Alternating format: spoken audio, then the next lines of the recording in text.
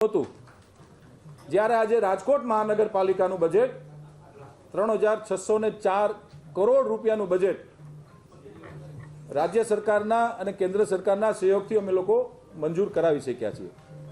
એ બદલ કેન્દ્રની ભારતીય જનતા પાર્ટીની સરકાર અને રાજ્યના ભારતીય જનતા પાર્ટીની સરકારનો રાજકોટ મહાનગરપાલિકાના સૌ પદાધિકારીઓ અમે આભાર માનીએ છીએ। કુલ મિલાવીને વાત કરું તો આજની સ્ટેન્ડિંગ કમિટીની જે બેઠક હતી એમાં 95 કરોડના કરબોજોને ફગાવીને નવી અનેક વિકાસ કામોની યોજનાઓનું અમે લોકો અમલીકરણ કરવા જઈ રહ્યા છીએ। ખાસ કરીને ચાલુ નાણાકીય વર્ષની અંદર વ્યાજ માફીની યોજનાનો પણ આજે અમે જાહેરાત કરી છે, જેનું અનુકરણ આવતીકાલથી થવાનું છે। વ્યાજ માફીમાં જો આપને વિસ્તૃત માહિતી આપું તો કોઈ વ્યક્તિનો 50,000 રૂપિયા વેરો બાકી છે કે જેમાં એનું વ્યાજ પણ ઇન્ક્લુડ છે, તો હાઉસ ટેક્સની અંદર 5,000 રૂપિયા અને નળ કનેક્શનની અંદર 5,000 રૂપિયા, એટલે કે 10,000 રૂપિયા સ્ટ્રેટ 10,000 રૂપિયાની આજે અમે માફીની જાહેરાત કરીએ છીએ, જેનું અનુકરણ આવતીકાલ સવારથી થવાનું છે। કોઈને 5 લાખ રૂપિયા બાકી છે, કોઈને 30,000 રૂપિયા બાકી છે કે કોઈને 1 લાખ રૂપિયા બાકી છે, સીધું 10,000 રૂપિયા રાજકોટ મહાનગરપાલિકાના ભારતીય જનતા પાર્ટીના શાસકો દ્વારા આજથી 10,000 રૂપિયાની માફીની જાહેરાત કરીએ છીએ। આપણે સૌએ જોયું કે રાજ્ય સરકાર દ્વારા જે કમ્પ્લીશન સર્ટિફિકેટ, જે ફ્લાવર બેડનો જે ઇસ્યુ હતો, એમાં માનનીય મુખ્યમંત્રી શ્રીની ભારતીય જનતા પાર્ટીની ભૂપેન્દ્રભાઈ પટેલની સરકાર દ્વારા ખાસ કિસ્સામાં જે રાજકોટ મહાનગરના જે બિલ્ડરોને કમ્પ્લીશન સર્ટિફિકેટ આપવાની જે યોજના હતી, આ યોજનાની અંદર જે દરો નક્કી કર્યા હતા, બિલ્ડરો એસોસિએશનની ક્રેડાઈની પણ રજૂઆત હતી કે આ દર અમારે એક સાથે જે ભરવા પડે છે એ અમારાથી ભરાતા નથી। એટલે સ્ટેન્ડિંગ કમિટીના સભ્યો, માન્ય મેયરશ્રી, માન્ય અમારા ભાજપના અધ્યક્ષશ્રી, આ નિર્ણય આજે લઈએ છીએ કે નવા નાણાકીય વર્ષથી કોઈ પણ બિલ્ડરને જે કોઈ પણ એમનો ભરવાપાત્ર રાજકોટ મહાનગરપાલિકામાં જે ભરવાપાત્ર રકમ છે, આ રકમમાં 50 લાખ રૂપિયા સુધીની રકમ હશે તો એને ચેકથી આપવાના રહેશે। 50 લાખ રૂપિયાથી ઉપર જેટલી પણ રકમ હશે, કોઈને 1 કરોડ ભરવાના હશે તો એના 3 મહિનાના 4 હપ્તા, એટલે કે 1 વર્ષની અંદર એને પૂર્ણ કરવાના રહેશે, જેથી કરીને બિલ્ડરોને જે તકલીફ પડતી હતી કે એક સાથે 2 કરોડ કે એક સાથે 5 કરોડ રૂપિયા ભરવામાં એ લોકોને વિસંગતતાઓ હતી, અને એની રજૂઆતને ધ્યાનમાં રાખીને આજે માન્ય મેયરશ્રી, માન્ય અધ્યક્ષશ્રીએ અને સ્ટેન્ડિંગ કમિટીના સર્વે સભ્યશ્રીએ નિર્ણય કર્યો છે કે જે કંઈ પણ રકમ, જેમાં 50 લાખ રૂપિયા સુધીની એને રકમ ભરપાઈ કરવાની રહેશે। 50 લાખ રૂપિયાથી ઉપરની જે કંઈ પણ રકમ હશે એના 4 હપ્તા પૂર્ણ થઈ ગયા બાદ એને કમ્પ્લીશન સર્ટિફિકેટ નવા નાણાકીય વર્ષના આપવાના રહેશે। યોજના નંબર 3, રેસકોર્સ સંકુલનું બ્યુટિફિકેશન સાથે નવીનીકરણ। રાજકોટ શહેરનું આપણું હૃદય સમૂહ રેસકોર્સ છે। લાસ્ટ યરમાં પણ આપણે યોજનાઓ લઈ આવ્યા હતા। રેસકોર્સની અંદર બ્યુટિફિકેશનની સાથે સાથીઓ ગુજરાતનો સૌપ્રથમ આપણે દિવ્યાંગ પાર્ક બનાવવા જઈ રહ્યા છીએ। ડૉક્ટર શ્યામા પ્રસાદ મુખર્જી આર્ટ ગેલેરીની બાજુમાં જે કલ્પના ચાવલા મહિલા ગાર્ડન પાસે જમણા ઉપરનો જે બગીચો, ત્યાં આપણે રાજકોટમાં પ્રથમ વખત દિવ્યાંગો માટે દિવ્યાંગ પાર્ક બનાવવા જઈ રહ્યા છીએ અને રેસકોર્સનું બ્યુટિફિકેશન કરીએ છીએ। યોજના નંબર 4, રાજકોટ મહાનગરપાલિકાના હૈયા તથા નવા સમાવિષ્ટ થતા વિસ્તારોમાં નવા બ્રિજની જરૂરિયાત અંગે પાયલોટ સ્ટડી। રાજકોટ શહેર દિન પ્રતિદિન વધતું જાય છે। રાજકોટ શહેરની અંદર બ્રિજોની જે ઉપયોગિતા છે, ખાસ કરીને ટ્રાફિક વધતો જાય છે, ટ્રાફિકને અડચણરૂપ ન થાય એના માટેની બ્રિજોની જે ઉપયોગિતા છે એના માટેની એક પણ યોજના છે। રાજકોટ શહેરના વોર્ડ નંબર 15ની અંદર મોહનભાઈ સરવૈયા કોમ્યુનિટી હોલનું રિનોવેશનનો એક યોજના છે। યોજના number 6, water distribution real time monitoring માટે સ્કાડા સિસ્ટમ। સાથીઓ, આ યોજના રાજકોટ શહેરમાં જે નર્મદાનું પાણી સૌની યોજના હેઠળ જે રાજ્ય સરકાર રાજકોટ મહાનગરને જે આપે છે, આ યોજનાની અંદર સ્કાડા સિસ્ટમ આપણે કોઈપણ સોસાયટીના વાલ સુધી સ્કાડા સિસ્ટમ હતી, કે વાલ જ્યાં મેનોલ જ્યાં હોય ત્યાં સુધી સ્કાડા સિસ્ટમ એક્ટિવ હતી।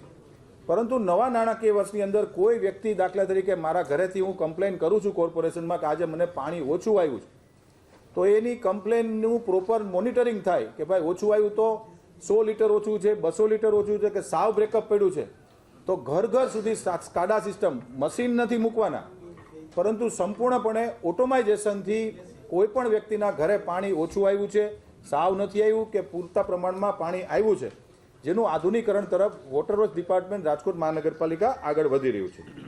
રાજકોટ યોजना नंबर 7 રાજકોટના તમામ પબ્લિક ટોયલેટનું અપગ્રેડ કરવાની યોजना છે। શહેરમાં દિન પ્રતિદિન વસ્તી વધે છે, એવી રીતે જાહેર ટોયલેટ અમે જે સ્ટેન્ડિંગ કમિટીમાં મંજૂર કરીએ છીએ, સમયાંતરે એમાં અપગ્રેડેશન કરવાનું, રિનોવેશન કરવા પડે, નવા ટોયલેટ બનાવવા પડે, એના માટેની એક યોજના છે. યોજના નંબર 8 સિનિયર સિટીઝનના નામથી વૃક્ષારોપણ. ચાલુ નાણાકીય વર્ષની અંદર આ વર્ષના બજેટમાં એક ખૂબ સારી યોજના લઈ આવ્યા હતા કે કોઈ પણ પરિવારમાં દીકરો કે દીકરીનો જન્મ થાય તો એમના નામનું રાજકોટ મ્યુનિસિપલ કોર્પોરેશન દ્વારા એક વૃક્ષ વાવવામાં આવશે. એમાં એ દીકરા દીકરીનું નામ લખવામાં આવશે અને જીઓ ટેગિંગના માધ્યમથી દર 3 મહિને વ્યક્તિને એમને વોટ્સઅપના માધ્યમથી, સોશિયલ મીડિયાના માધ્યમથી જણાવવામાં આવશે કે ભાઈ આ તમારું વૃક્ષ છે, આ જગ્યાએ છે, તમે જોઈ શકો છો. એ જ યોજનાને ફરી પાછા લઈને અમે રાજકોટ શહેરના 60 વર્ષ કે 60 વર્ષથી ઉપરના કોઈ પણ સિનિયર સિટીઝનો છે એના નામનું રાજકોટ મહાનગરપાલિકા વૃક્ષ નવા નાણાકીય વર્ષથી વાવવાનું શરૂ કરશે. અમારી પાસે જે સિટી બસમાં જે ચાલુ વર્ષમાં જે યોજના કરી હતી કે સિનિયર સિટીઝનોને ફ્રી બસ મુસાફરી, એમાં એનો અમારી પાસે 22,000થી વધુ સિનિયર સિટીઝનોનો ડેટા છે.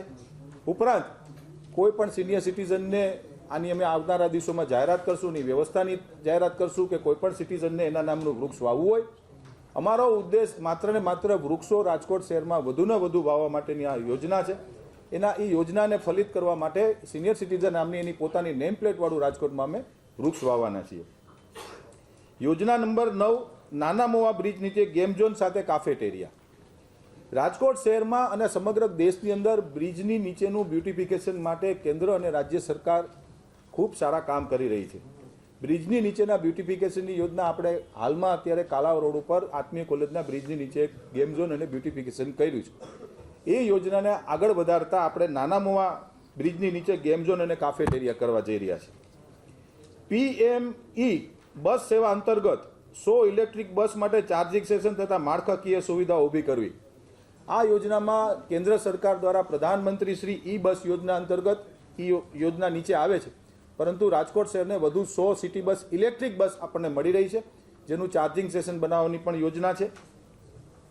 યોજના નંબર 11 નવી સેન્ટ્રલ ઝોન ઓફિસ બિલ્ડિંગ. ચાલુ નાણાકીય વર્ષમાં રાજકોટ શહેર દિન પ્રતિદિન મોટું થતું જાય છે. આપણે એક સાઉથ ઝોનની પણ જાહેરાત કરી હતી, જેનું ખાતમુહૂર્ત થઈ ગયું છે ને એ ઓફિસ બનવા માંડી છે. એ જ બેઝ ઉપર સેન્ટ્રલ ઝોન ઓફિસ એટલે કે આપણે અત્યારે બેઠા છીએ આ ઝોન ઓફિસ સેન્ટ્રલ ઝોનને નવી જગ્યાએ લઈને આ ઓફિસની આ કચેરીની અંદર પદાધિકારીશ્રીઓ, કમિશનરશ્રીઓ, ડેપ્યુટી કમિશનરીઓ ઝોનના આ ઓફિસની અંદર બેસશે. નવી zone office central zone office Karanpara ખાતે આવેલ નગર પ્રાથમિક શિક્ષણ સમિતિવાળી જે 4000 વાર જગ્યા છે એમાં બનાવવાની પણ એક યોજનાની આજે જાહેરાત કરીએ છીએ. યોજના નંબર 12 નમો વનનું નિર્માણ. અટલ સરોવર સ્માર્ટ સિટીની અંદર માનનીય પ્રધાનમંત્રી શ્રી નરેન્દ્રભાઈ મોદી સાહેબના નામથી નમો વનની યોજના એક નમો વન બનાવીએ છીએ, જે પબ્લિક માટે અમે લોકો નવા નાણાકીય વર્ષની અંદર આ યોજનાને ખુલ્લી મૂકવાના છીએ. અમે નમો વન બનાવવાના છીએ, જેમાં કોઈ પણ વ્યક્તિ અંદર જઈ શકશે. એક ઘનિષ્ઠ વૃક્ષારોપણ કક્ષાનું જે આપણે રામવન બનાવ્યું એ જ પ્રકારનું નમો વન સ્માર્ટ સિટીની અંદર 30,000 વાર જગ્યાની અંદર આપણે આ બનાવવા જઈ રહ્યા છીએ. ના, માત્ર નમો વનના માધ્યમથી ખાલી અમે વૃક્ષો વાવવાના છીએ. અલગ અલગ વૃક્ષો વાવશું, ચિત્ર નથી આવવાનું. યોજના નંબર 13 વોર્ડ નંબર 12માં નવો સ્વિમિંગ પુલ બનાવવાની યોજના છે. રાજકોટ શહેરના